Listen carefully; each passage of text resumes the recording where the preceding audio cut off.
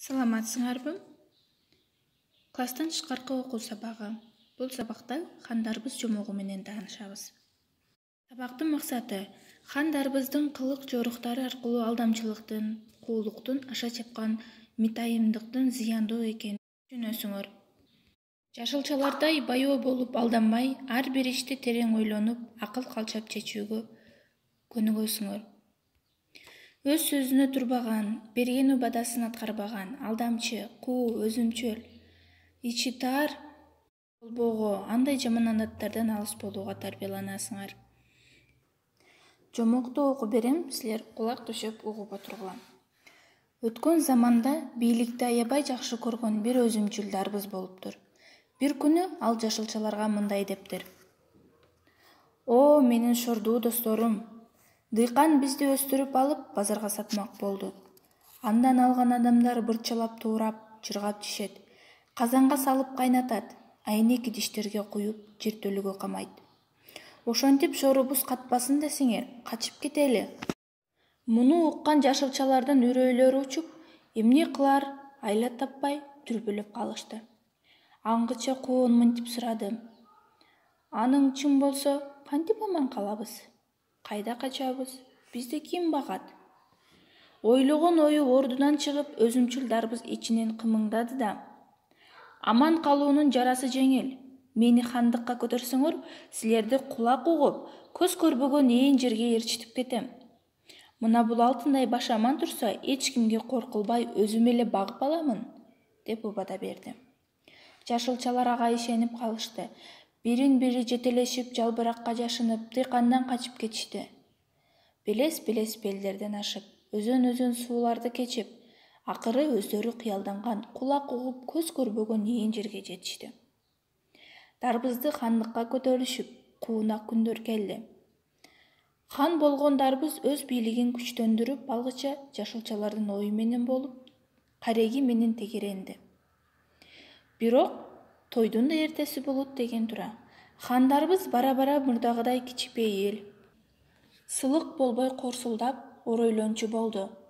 Керсейип, менменсий баштады. Ошентип албат эле эч кимди теңине албай калды. Баш көтөргөндүн башы, тил кайрыгандын тили кесилер заман орноду. Баягы ак көңүл, боорукер, элбек көрүнгөн дарбыз эми ач көз, өзүмчүл, каардуу хан болуп чыга келди. Башында күнгө бет, сууга кенен жерге отурукташкан жашылчалар таштак жерге көчүрүлдү. Алардын жерлерин хан өзү ээледи. Көзүнө эмне жакшы көрүнсө ошону алды, эмне даамдуу болсо ошону шимирди. Бат эле чандая семирип эки бети салаңдап чыкты. Ал аз келгенсип аялын кеңешчи, баласын министр, бир тууганын кол башчылыкка койду.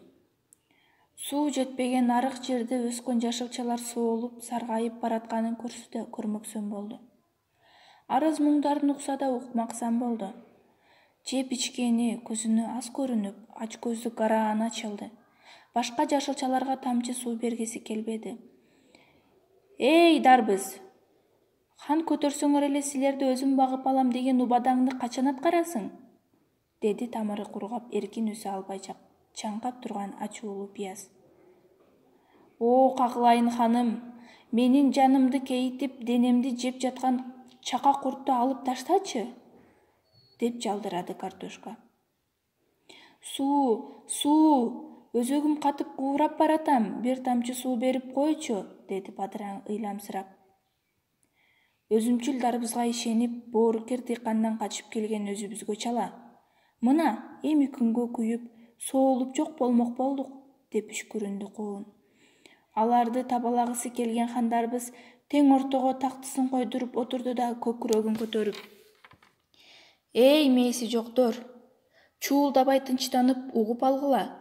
Силерди багыш үчүн кетмен чаап, арык казыш керек. Куртуңарды терип, дары чачыш керек. Түбүңөрдү жумшартып, чөбүңөрдү отош керек.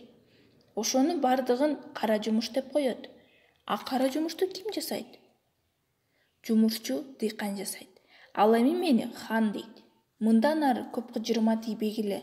Ар кимиңер өзүңөрдүн жаныңарды өзүңөр баккыла. Уктуңарбы? Эгерде кимде-ким дагы ушундай суроолорду берип, тынчымды ала турган болсо, башын кыя чабамын, деп каарданды.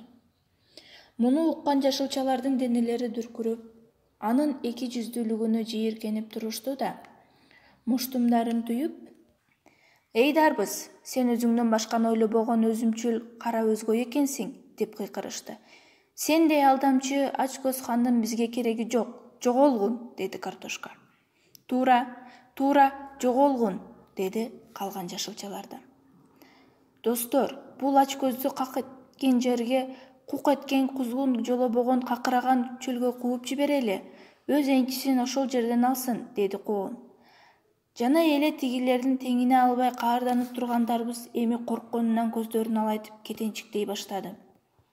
Ошентип эки жүздүү алдамчы Дарбыз башына бир келген бийлик менен дөөлөттү көтөрө албай манчыркап, акыры минтип адам санынан чыгып, хандыктан түшүрүлүп какыраган чөлгө куулду.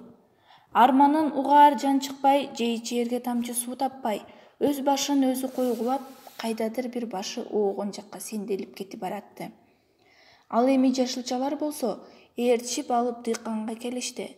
Акылман дыйкан аларды кечирип, кучак чая тосуп алды. Ошентип кыргыз жерине кайрадан береке толуп, ар бир үйгө ырыскы кирип, жыргалуу заман орноду.